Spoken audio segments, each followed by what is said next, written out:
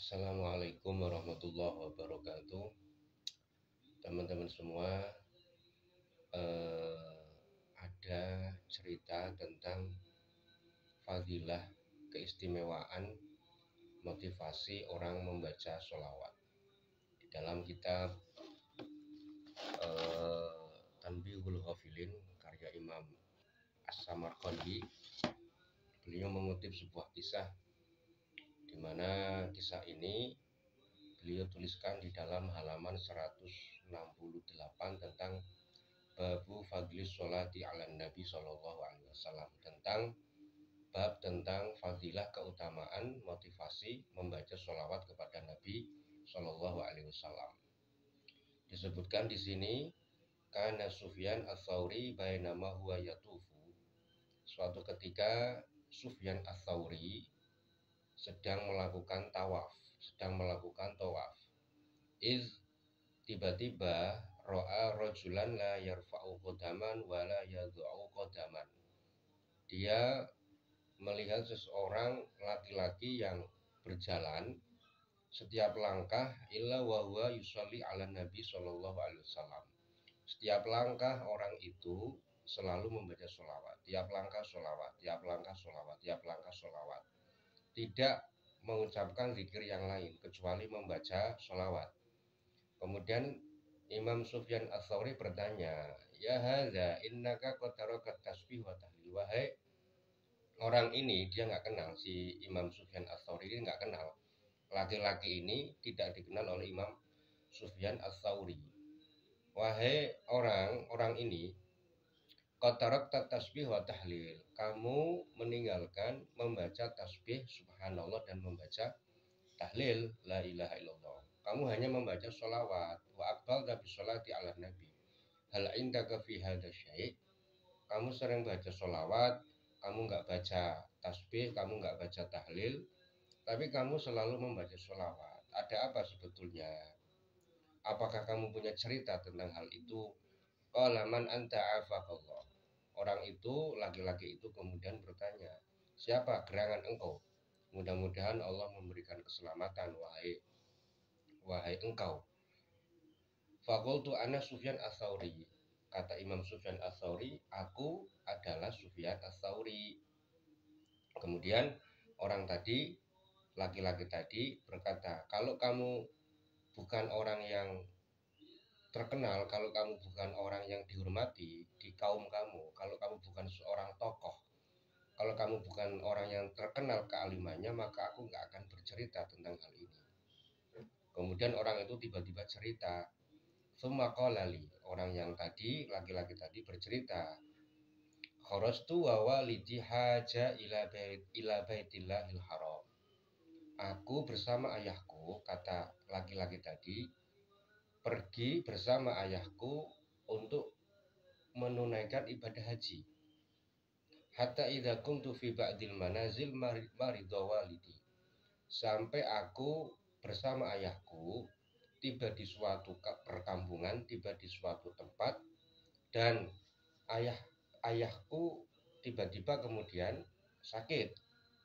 Faqumtu li'u'alijahu. Maka aku berusaha dengan sungguh-sungguh untuk mengobatinya, untuk merawatnya.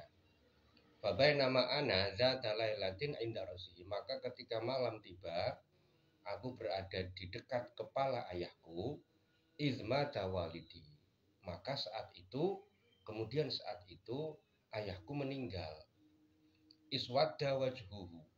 Dan wajahnya itu menjadi gelap, menjadi hitam. Fakultu, maka kemudian aku mengucapkan inna lillahi wa inna ilaihi raji'un. Fajadzabtul izara ala wajhihi wa ghataituhu. Maka aku tarik kainnya atau sarungnya, saya tarik untuk menutupi wajah ayahku. Faghalabatni aini. Maka kemudian saat itu tiba-tiba aku merasa kantuk yang sangat dahsyat. Dan kemudian aku tertidur, fanimtu faidan ana birajulin lam ara ahsana min wajhan. Saat saya sedang tidur, saya kemudian bermimpi bertemu dengan seseorang yang ketampanannya tidak pernah saya lihat sebelumnya, wala andhofu minhu thawban, dan pakaiannya yang ia kenakan tidak pernah sebersih itu. Saya tidak pernah melihat pakaian yang sebersih itu. Wala atyabu minhu rihan, dan aroma wanginya itu tidak pernah saya jumpai sebelumnya. Yarfa'u qadaman wa yadha'u ukhra hatta dana min walidi, sampai ia kemudian berjalan sampai dekat di depan ayahku. Fakasyafal izar an wajhihi. Saat itu seorang laki-laki tadi yang tidak aku kenal kemudian membuka penutup wajah daripada ayahku. Fa amara yadahu ala wajhi, maka beliau mengusapkan tangannya di atas wajah ayahku. Fa biyaddo, maka kemudian wajah ayahku tiba-tiba menjadi putih, menjadi bersih putih. Tsumma walla raji'an, kemudian orang itu mau kembali, mau pulang, mau pergi. Fa ta'allaqtu bi thawbihi, maka karena aku merasa heran, karena aku merasa ada keanehan, maka aku tarik pakaiannya. Jadi kalau bahasa Jawanya itu diganduli. Fakultu ya Abdullah man anta. Laki-laki tadi yang ayahnya meninggal bertanya kepada seorang yang tadi mendatangi ayahnya, siapa engkau, wahai gerangan yang tidak pernah saya kenal, dan di tanah ataupun di tempat yang tidak saya kenal kamu kok tiba-tiba datang kepada ayahku dan kemudian mengusapkan wajah ayahku, dan kemudian wajah ayahku menjadi putih. Laki-laki tadi yang datang di dalam mimpi kemudian berkata, "Au ma ta'rifuni? Kamu enggak mengenalku? Ana Muhammad bin Abdillah. Aku Muhammad bin Abdullah, sahibul Quran, orang yang diberikan Quran. Amma inna walidaka kana musrifan ala nafsihi." Aku Muhammad bin Abdullah, orang yang diberi Quran. Kemudian orang itu heran, takjub. Dan laki-laki tadi, Nabi Muhammad maksudnya adalah, kemudian mengatakan, orang tuamu, maksudnya ayahmu itu dulu saat masih hidup itu termasuk orang yang sembrono. Walakin kana yuksirus sholata alaihi, tetapi walaupun ayahmu itu orang yang sembrono, tapi ia punya keunggulan. Apa keunggulannya? Dia sering memperbanyak membaca sholawat kepadaku. Falamma nazala bihi manazal istahwasabi, maka ketika ajal akan menjemputnya, ketika ada kejadian seperti ini, beliau, orang tuamu, ayahmu maksudnya, ayahmu minta tolong kepadaku dengan membaca sholawat. Wa ana hiyasun liman aksaros sholata alaiya, dan aku akan menolong orang yang memperbanyak sholawat kepadaku, kata Nabi Muhammad di dalam mimpinya orang tadi. Fantabahtu, maka saat itu kemudian aku kaget dan aku bangun. Laki-laki tadi yang ayahnya meninggal bangun karena tadi kejadiannya di mimpi. Faidan waju abi abiyad. Kemudian wajah ayahku benar-benar menjadi putih, benar-benar menjadi bersih. Dari kisah ini kita bisa tarik kesimpulan bahwa orang yang memperbanyak membaca sholawat kepada baginda Rasulullah SAW itu akan ditolong oleh Kanjeng Nabi Muhammad SAW.